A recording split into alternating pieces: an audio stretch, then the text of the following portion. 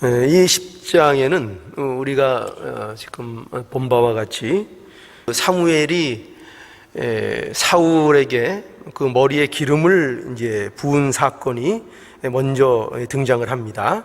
그 10장 1절에 보면 이에 사무엘이 기름병을 취하여 사울의 머리에 붓고 입맞추어 가로되 여호와께서 내게 기름을 부으사 그 기업의 지도자를 삼지 아니하셨느냐 라고 해서 이제 기름 붓는 일이 여기 이제 기록되고, 이 기름 붓는 일을 통해서 사울이 하나님께서 세우신 그 왕이라는 어떤 그 표시로서, 어떤 그 증명으로서 이러한 기름 붓는 일을 사무엘이 하고, 그리고 이것이 하나님의 뜻이라는 것을 이제 알게 하기 위한 여러 가지 그 사울의 입장에서 확인할 수 있는 여러 가지 그 상황들을 이제 사무엘이 예언하고 그것이 이루어지는 일이 이제 여기 기록되어 있습니다. 그리고 이제 이 일과 더불어 이제 후에 이 기름 부을 이 당시가 아니라 이제 좀 지난 후에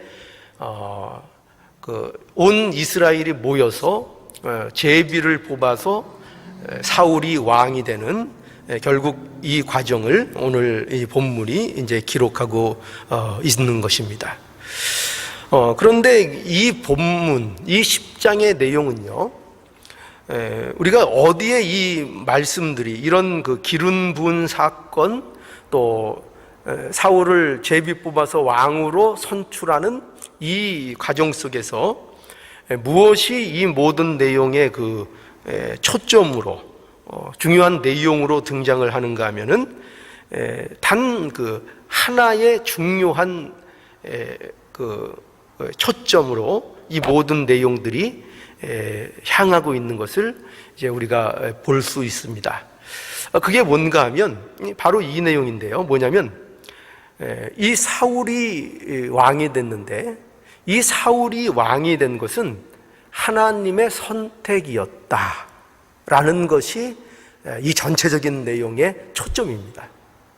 그러니까 이 내용들을 보면은요, 어떻게 이것이 여기 강조되고 있는가 하면은 일단 이제 기름 부음, 사울에게 기름을 붓는 일을 할 때에 여기 어떻게 그 1절에 설명되고 있는가 하면은 이에 사무엘이 기름병을 취하여 사울의 머리에 붓고 입맞추어 가로되 여호와께서 내게 기름을 부으사 그 기업의 지도자를 삼지 아니하셨느냐라고 해서 지금 이 기름 부음이라는 것이 그를 이스라엘의 지도자로 삼는 이 일이 사무엘이 하는 일도 아니고, 이것은 하나님께서 너에게 기름 붓는 일이 아니냐라는 것으로 이제 이 일을 이제 시작하고 있는 것을 보게 되죠. 그래서 여기 보면 여호와께서 내게 기름을 부으사라는 것으로 해서 이 일이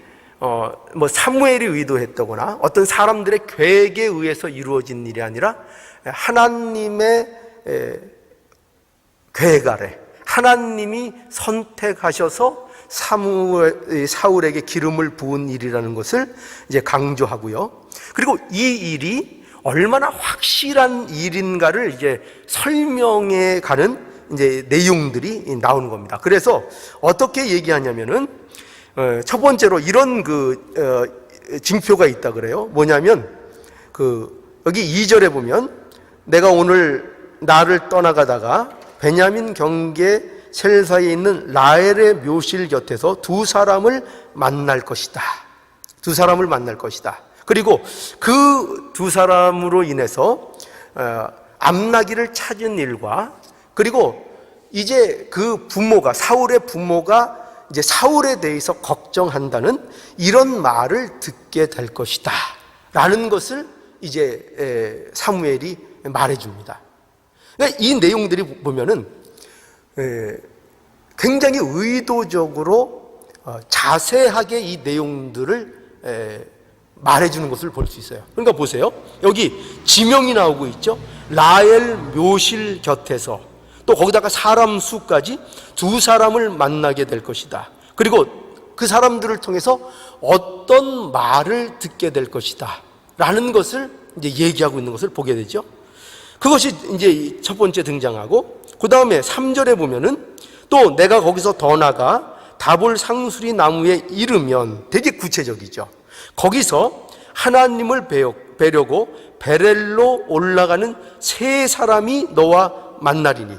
그러니까 이게 굉장히 그 묘사가 정확해요. 이거를 뭐 두리뭉실 가다가 어떤 사람들을 뭐 만나게 될 것이다, 뭐 이런 그런 얘기를 하는 것이 아니라 아주 명확하게 묘사를 하고 있다는 겁니다. 그래서 베델로 올라가는 목적까지도, 하나님께 뵈려고 베델로 올라가는 세 사람이 너와 만나리니, 하나는 염소 새끼 셋을 이끌었고, 보세요 얼마나 자세한지를 보세요. 셋을 이끌었고, 그리고 하나는 떡 세 덩이를 가졌고, 하나는 포도주 한 가죽 부대를 가진 자라. 그리고 그들이 내게 문안하고 떡 두 덩이를 주겠고 너는 그 손에서 받으리라 라는 그 징조, 이것을 가르쳐 줍니다. 그리고 또 세 번째는 뭐냐면 5절에 보면 이제 이 사울이 또 선지자의 무리를 만나게 된다는 거예요. 자, 5절에 그 후에 내가 하나님의 산에 이르리니 그곳에는 블레셋 사람의 영문이 있느니라. 내가 그리로 가서 그 성읍으로 들어갈 때에 선지자의 무리가 산당에서부터 비파와 소고와 저와 수금을 앞세우고 예언하며 내려올 것을 만날 것이요. 그리고 내게는 여호와의 신이 크게 임하리니 너도 그들과 함께 예언을 하고 변하여 새 사람이 되리라. 또 이 징조가 내게 임하거든 너는 기회를 따라 행하라. 하나님이 너와 함께 하시느니라 라고 얘기합니다.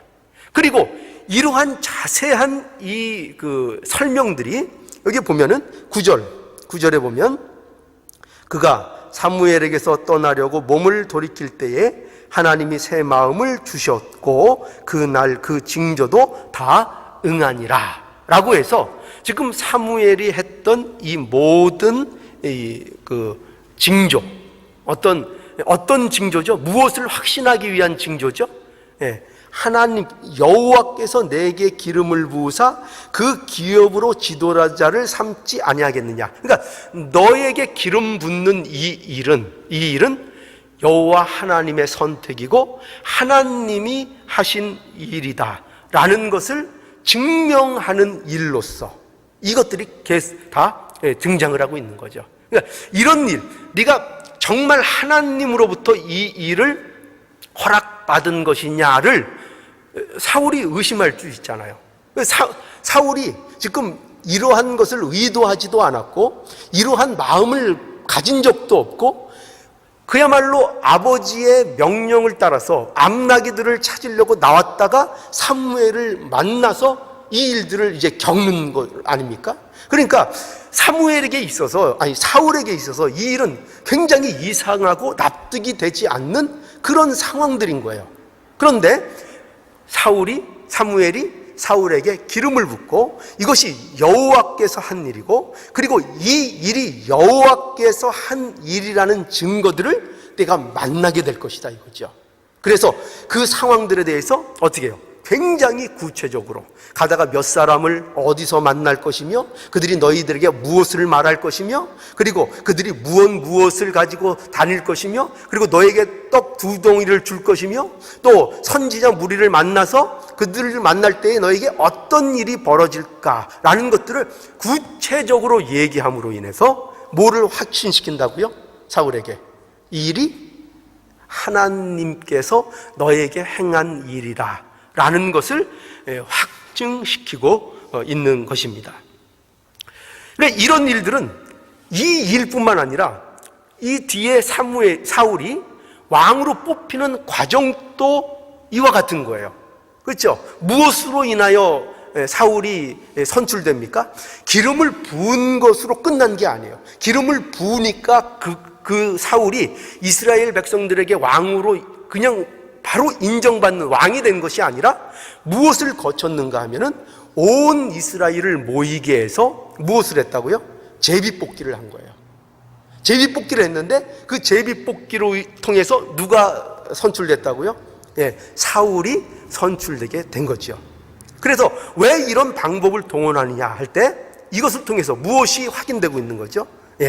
이것을 통해서 바로 이 일이 어떤 인간적인 의도나 인간적인 계획이나 이런 인간이 무슨 일을 벌여서 인간의 모의를 가지고 사울을 왕으로 추대한 이런 인간적인 일들이 아니고 이것은 하나님께서 친히 사울을 선택하여 세우신 일이라는 것을 이제 분명히 하고 있는 그런 내용으로 전개되고 있는 것이죠. 그래서 여기 보면은 우리는 여기에서 알 수 있는 게 있어요. 뭐냐면 이 일련의 모든 과정들을 우리가 살펴볼 때에 우리가 알 수 있는 게 뭐냐면 하나님께서 굉장히 이 일에 대하여 적극적으로 개입하고 계시다는 것을 우리는 볼 수 있어요. 그러니까 이것은 조금 이상하게 생각이 들 만한 부분이에요. 왜 그런가 하면 이스라엘 백성이 왕을 구하는 일은 이것은 사무엘에게 있어서 기쁜 일이었습니까? 기쁘지 않은 일이었습니까? 별로 반가운 일이 아니었어요. 그리고 이 일은 하나님께서도 기뻐하시는 일이 아니었어요.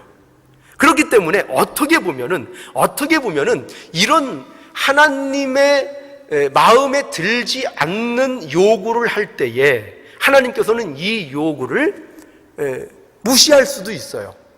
이 요구를 듣지 않으실 수도 있어요. 그래, 너희들이 왕을 정말 원한다면 그러면 너희들이 한번 알아서 왕을 뽑아서 너희들이 해봐라 라고 말씀하실 수도 있어요. 그런데 재밌는 것은 하나님께서 그 왕을 요구한 것을 마음에 들어 하시지 않음에도 불구하고 이 모든 일련의 과정들을 보면은 굉장히 적극적으로 이 모든 일들 가운데 하나님이 간섭하시고 개입하시고 이 일을 또 이루어 가시는 것을 여기서 우리는 확인할 수 있는 거예요. 그렇죠? 이 일이 누가 하는 것이 지금 여기 초점이 맞춰 있다고요? 하나님께서 사울을 선택하게 하시고 그를 기름 붓게 하시고 또 제비 뽑는 과정을 통해서 그 사울이 왕이 될 수 있는 이 모든 일들, 이게 누가 지금 관여하고 계십니까? 하나님이 그렇게 개입하고 계신 거예요. 적극적으로. 그러니까 거기에다가 지금 이 사울이라는 이 인물은요, 굉장히 어떻게 보면 지금 정신을 못 차리고 있고 이게 무슨 일인가 하는 상황 속에 있는 그런 상황이에요. 그래서 이 사울에게 어떻게 하냐면은 하나님께서 적극적으로 새 마음을 주시는 그 일까지 그에게 베푸시는 거예요. 이 신의 여호와의 신에 크게 임하게 되고 그리고 새 사람이 되리라 라는 명령을 하셨잖아요. 그 예언. 그것처럼 이제 된 것입니다. 그런데도 상황들은 사울이 왕으로 선출되는 데에 유리하게 돌아가질 않아요. 그것을 본 사람들은 사울을 비웃기도 하고, 그리고 또 여기 숙부라는 사람이 우리가 읽지는 않았는데 등장하는데 그 숙부가 이 사울이 물어볼 때에 사울이 이 사무엘에게 들었던 이 말들에 대해서 무슨 말을 들었는가 이 숙부가 물어볼 때에 그것에 대해서 그저 암나기를 찾았다고 하더이다 라는 말밖에는 하지 않고 이스라엘의 왕에 대한 일, 이 나라에 대한 일은 전혀 얘기를 하지 않았어요. 이 사울이. 왜 얘기를 안 했을까요? 왜 얘기를 안 했을까요? 저는 그렇게 생각해요. 뭐냐면 이 사울이 지금 그 상황을 아직도 제대로 파악하고 있지 못하는 거예요. 자기가 지금 어떤 흐름 속에 있는지를 아직도 사울은 잘 모르는 거예요. 그래서 요 뒤에 제비 뽑았을 때의 그 사건에도 보면은 제비가 막상 뽑혀서 사울이 왕이 되었는데도 사울은 그 자리에 없었어요. 어디에 있었다고요? 숨어 있었다고. 그러니까 우리는 이것을 좋은 쪽으로 해석하면 사울이 겸손했대더라 뭐 이런 식으로 해석을 할 수도 있지만 사실은 저는 그렇게 보이질 않아요. 그렇게 보이지 않고 사울은 두려웠던 거예요. 지금 자기 앞에 펼쳐지는 이 일, 이스라엘의 왕으로서 자기가 세워지는 이런 일을 갑자기 당하면서 이 모든 자기에게 생긴 일들이 당황스럽고 감당할 수 없을 것 같고 두려운 마음에 그가 몸을 숨겼던 거지요. 그러니까 이 사울을 봐도 지금 이 상황이 그가 왕이 될 제목으로 보이지도 않고 별로 그가 느끼는 어떤 무슨 애국심이라든지 어떤 야망이라든지 이런 것을 가진 것 같지도 않아요. 여러분, 이런 모든 상황들을 볼 때에 무엇이 계속 강조되고 있는가 하면은 하나님께서, 그럼에도 불구하고 하나님께서 이 일에 대하여 적극적으로 개입하셔서 그 사울을 왕으로서 세워나가시는 그 일을 우리가 이제 보게 된다는 것입니다. 적극적으로 개입하고 계신 거예요. 자, 이러한 이 본문의 내용들은요, 결국 우리에게 어떤 오늘날 메시지를 주는가 하면은요, 바로 이런 거죠. 뭐냐면, 이스라엘 백성에게 있어서 지금 사울도 사실은 중요한 게 아니고 사무엘 얘기를 하려는 것도 아니고 하나님에게 있어서 이스라엘 백성에게 하나님이 어떠한 하나님인가라는 것을 결국은 보여주고자 하는 것입니다. 어떤 하나님이냐? 과연 이스라엘 백성에게 하나님은 어떤 하나님이냐 할 때 그 하나님은 이스라엘 백성에게 있어서 변함없이 그 이스라엘 백성들을 사랑하시고 이끄시고 그의 펼치신 손을 어떠한 경우에도 거두들이지 아니하시는 하나님이시라는 것을 결국 우리들에게 말씀하고 있는 것입니다. 그러니까 변함이 없으신 하나님, 이스라엘에 대해서 하나님은 어떤 하나님이냐? 그는 변함없이 그들을 보호하시는 하나님, 그것을 강조하고 있다는 것입니다. 여러분, 이스라엘이 보세요, 잘할 때만 이스라엘의 하나님이 되어주시는 분이 아니라는 것입니다. 이게 중요한 거예요. 잘할 때나 못할 때나, 이스라엘이 잘할 때나 못할 때나 하나님은 여전히 이스라엘의 하나님이라는 사실을 강조하고 있는 것입니다. 여러분, 우리가 자녀들을 보면은요, 부모에게 하면 안 되는 그 오해가 있어요. 자녀들이 어떤 오해가 있는가 하면은, 우리 부모는 내가 잘할 때만 날 사랑해. 만약에 우리 자녀들이요, 그 부모에 대해서 만약 이런 오해를 갖는다면 그것처럼 자녀의 입장에서 불행한 건 없어요. 우리 부모는 내가 공부를 잘해야만 날 사랑해. 우리 부모는 내가 부모님의 말을 잘 들을 때만 나를 사랑해. 그리고 내가 못하면 우리 부모는 나를 여지없이 나를 체벌하고 나에게 그런 대가를 치르도록 해 라고 우리 자녀들이 그 부모를 의식하고 그렇게 생각한다면 그 자녀는 불행해요. 행복할 수 없어요. 불행한 것입니다. 그래서 우리 자녀들이 그런 오해를 하게 하면 안 돼요. 물론 알아요. 공부 못하면, 우리 자녀들 가운데 공부를 못하면 속상한 게 사실이에요. 그렇죠?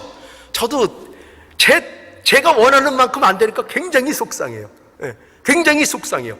그러나 그 속상해서 야단을 치고 매를 때리고 한다고 해서 그것이 사랑하지 않는다는 얘기는 아니거든요. 그러니까 근데 이 자녀들은 뭘 오해할 수 있다고요? 우리 부모님은 내가 공부 못하면 나를 사랑하지도 않아, 나를 좋아하지도 않아 라고 오해할 수 있다고요. 근데 그 오해를 갖게 하면 안 된다는 거예요.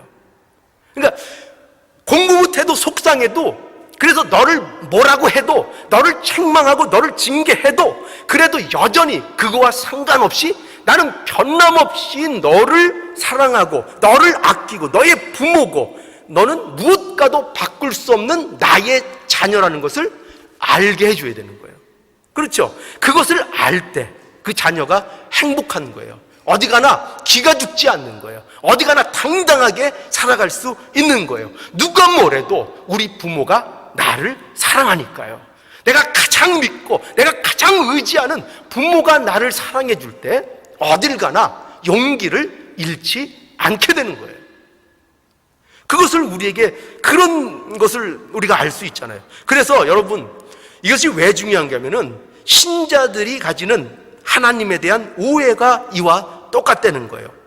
우리가 하나님께 마음에 드는 일을 하고, 우리가 어떤 하나님이 요구하는 어떤 자격과 조건에 충족하면 하나님이 우리를 사랑하는 것 같고, 그리고 우리가 잘못하면 그것에 대한 무조건 벌을 주시는 그런 하나님이라고 우리가 하나님을 오해하기 쉽다는 거예요. 그렇게 오해하기 쉽다는 거예요. 잘못된 선택을 하고 하나님의 마음에 안 드는 일을 요구한다고 해서 그것으로 인해서 그 관계가 끊어지지 않아요. 그것이 끊어낼 수 없어요. 그들을 위해 하나님께서는 그럼에도 불구하고 그들을 위해서 끊임없이 사랑을 베푸시고 그들의 길에 최선의 길을 열어주시고 끝까지 참으시고 기다리시고 사랑하시고 돌이키게 하시는 것이 하나님의 사랑인 거죠. 하나님과의 자녀과의 관계인 거죠. 그러니까 말하자면 하나님과 신자들의 관계라는 것은요, 율법적인 관계로 우리가 머물러 있으면 안 돼요.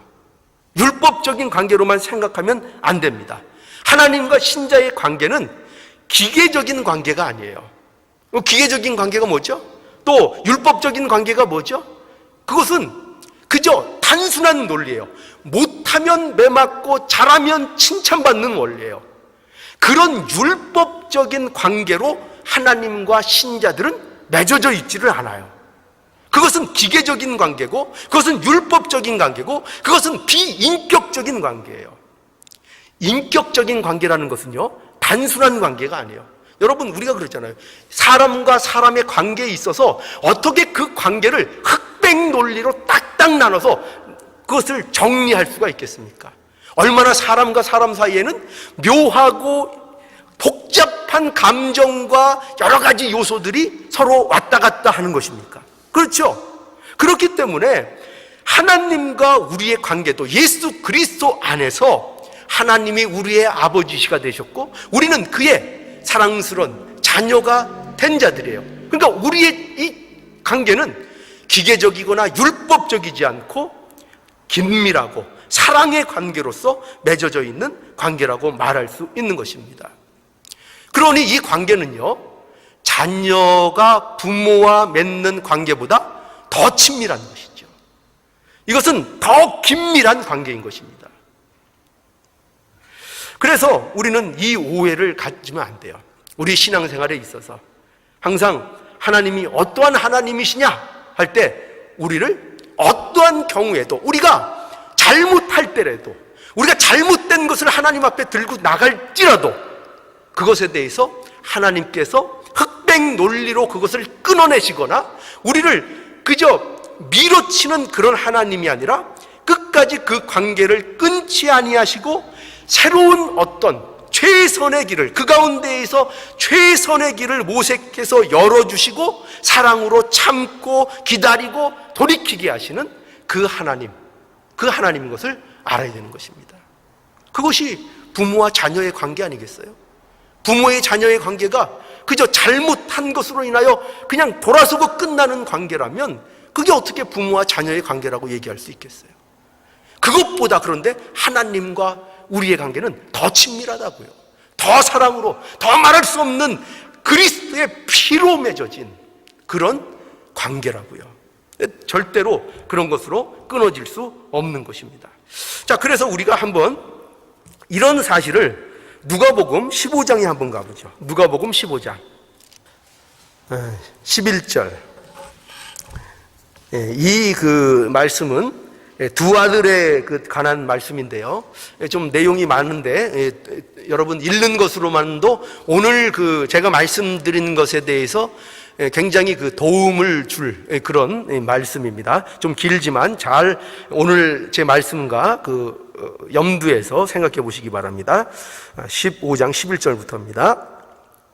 또 가라사대 어떤 사람이 두 아들이 있는데 그 둘째가 아비에게 말하되 아버지여 재산 중에서 내게 돌아올 분깃을 내게 주소서 하는지라. 아비가 그 살림을 각각 나누어 주었더니 그 후 며칠이 못되어 둘째 아들이 재물을 다 모아가지고 먼 나라에 가 거기서 허랑방탕하여 그 재산을 허비하더니 다 없이 한 후 그 나라에 크게 흉년이 들어 저가 비로소 궁핍한지라. 가서 그 나라 백성 중 하나에게 붙어 사니 그가 저를 들로 보내어 돼지를 치게 하였는데 저가 돼지 먹는 지엄 열매로 배를 채우고자 하되 주는 자가 없는지라. 이에 스스로 돌이켜 가로되 내 아버지에게는 양식이 풍족한 품꾼이 얼마나 많은고 나는 여기서 주려 죽는구나. 내가 일어나 아버지께 가서 이르기를 아버지여 내가 하늘과 아버지께 죄를 얻었사오니 지금부터는 아버지의 아들이라 일컬음을 감당치 못하겠나이다. 나를 품꾼의 하나로 보소서 하니라 하고 이에 일어나서 아버지께로 돌아가니라.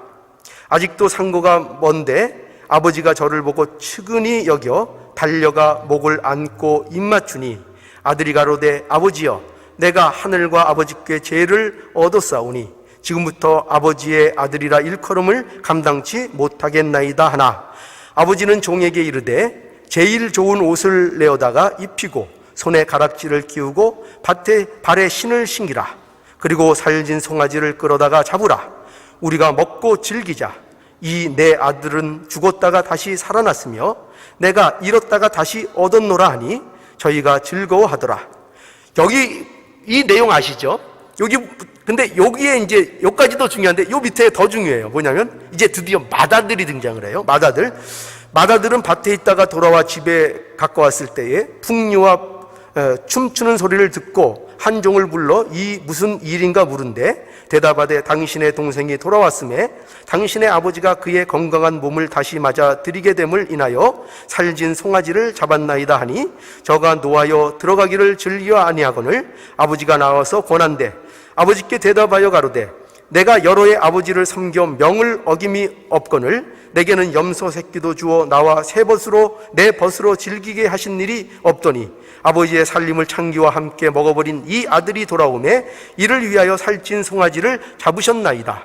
아버지가 이르되 이에 너는 항상 나와 함께 있으니 내 것이 다 내 것이로되 이 네 동생은 죽었다가 살았으며 내가 잃었다가 얻었기로 우리가 즐거워하며 기뻐하는 것이 마땅하지 아니하냐. 여러분 이 말씀을 들을 때 뭐를 느끼세요? 여러분들은 이 두 아들 중에 하나들은 유산을 달라고 먼저 해가지고 나가서 다 써버리고 이제 거지가 되었습니다. 그리고 이제 아버지에게 돌아왔을 때 아버지가 그를 어떻게 했다고요? 너 네 거 다 썼으니까 나가 죽어라고 그랬다고요?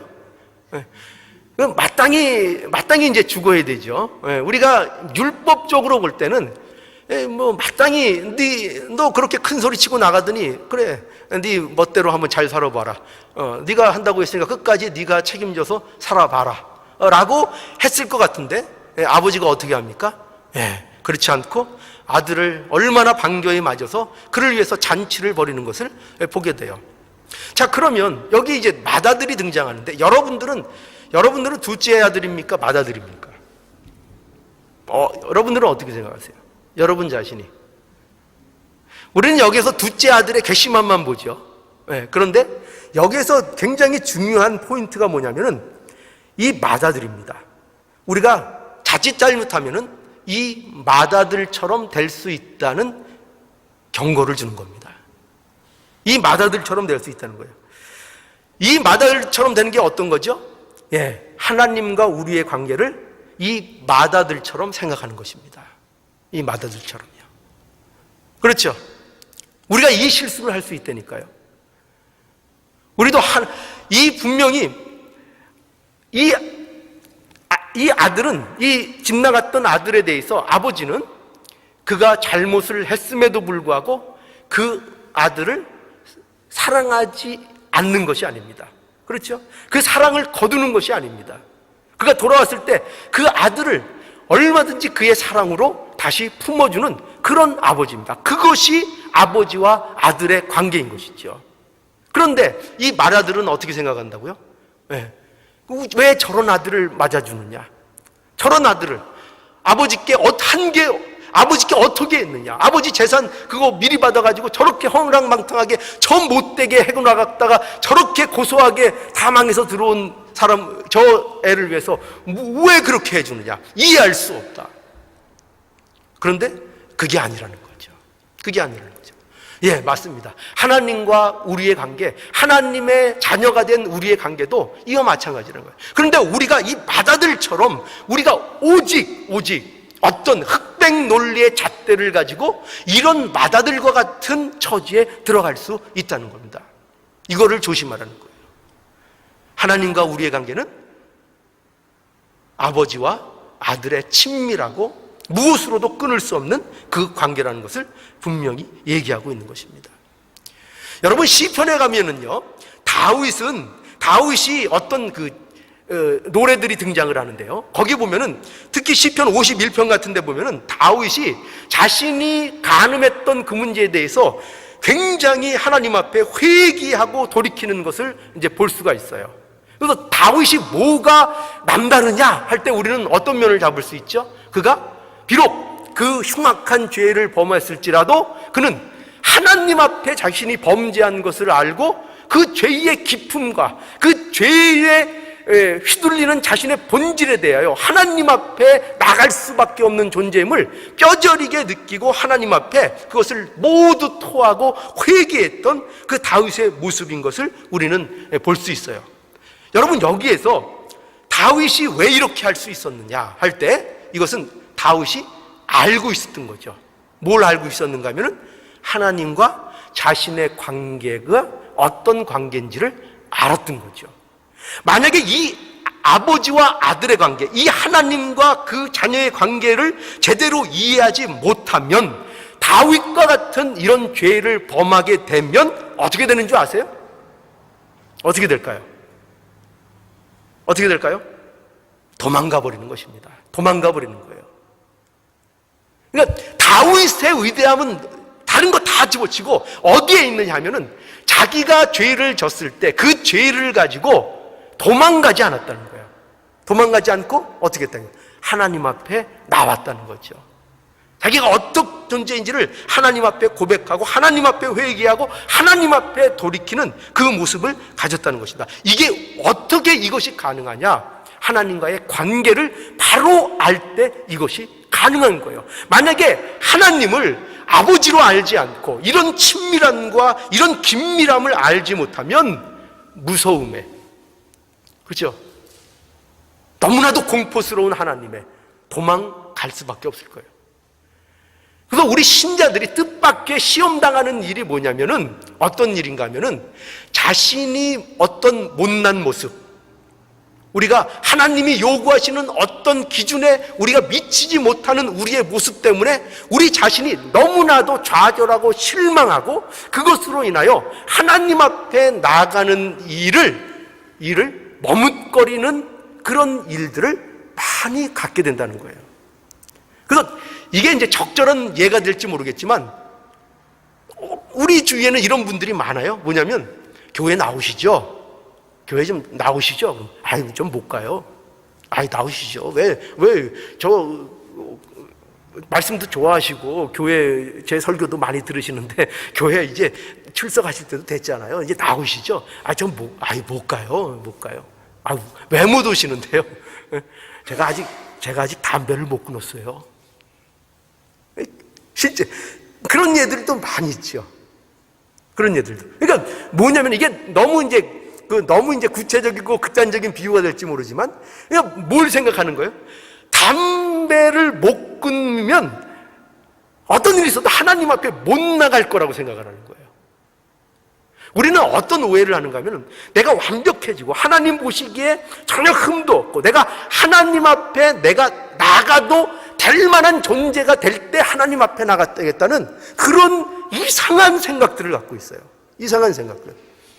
왜? 하나님에 대해서 제대로 이해하지 못하고, 하나님은 죄를 싫어하시는 분이고 하나님은 무서운 분이고 하나님은 그 죄에 대한 대가를 반드시 치르게 하시는 분이고, 흑백 논리로 기계적으로 딱딱 못하면 벌, 잘하면 칭찬, 이런 식으로 하나님을 이해하니까, 그러니까 하나님이 그죠? 무섭죠. 나올 수가 없는 거예요. 그런데 하나님은 그렇지 않으세요. 담배는 교회 나와서 끊어도 되는 거예요. 술 많이 드셔도 술 교회 나와서 다니면서 끊으면 되는 거예요. 하나님께서 끊게 해주셔서 끊으면 되는 거예요. 내 이것 때문에 못 가, 저것 때문에 못 가, 저것 때문에 안 돼. 오늘은 옷이 마음에 안 들고, 내일은 머리 모양이 마음에 안 들고, 다음 주는 또 뭐가 마음에 안 들고, 그러다가 이제 내일 하다가 가는 거죠. 이제 어디 갈지 모르지만 가는 거죠. 그러지 말라는 거죠. 하나님께서는 그런 하나님이 아니에요. 하나님께서는 하나님의 자녀들에 대하여 언제나 참으시고 기다리시고 그 손을, 그렇다고 해서 마음대로 살라는 얘기는 결코 아닌 거 아시죠? 요점은 뭐냐? 하나님은 그 자녀의 어떤 못남에도 하나님이 그를 향하여 뻗치고 있는 이 사랑과 이 긴밀함과 이 품은 것을 어떤 경우에도 이것을 걷어들이는 일은 없다고요. 이것을 걷어들이는 일은 없어요. 하나님은 항상 우리를 변함없이 보호하시고 인도하시고 좋은 길을 열어주시고 복된 길로 우리를 인도해 주시는 겁니다. 이게 하나님이 우리의 하나님이신 것이고 우리가 하나님의 자녀된 복된 자리인 것입니다. 이것을 우리가 분명히 인식하셔서 내가 이 하나님의 자녀가 된 것을 한량없이 하나님 앞에 감사드릴 수 있는 저와 여러분들의 귀한 모습이 될 수 있기를 오늘 말씀을 통해서 다시 한번 확인합니다. 다 함께 기도하시겠습니다.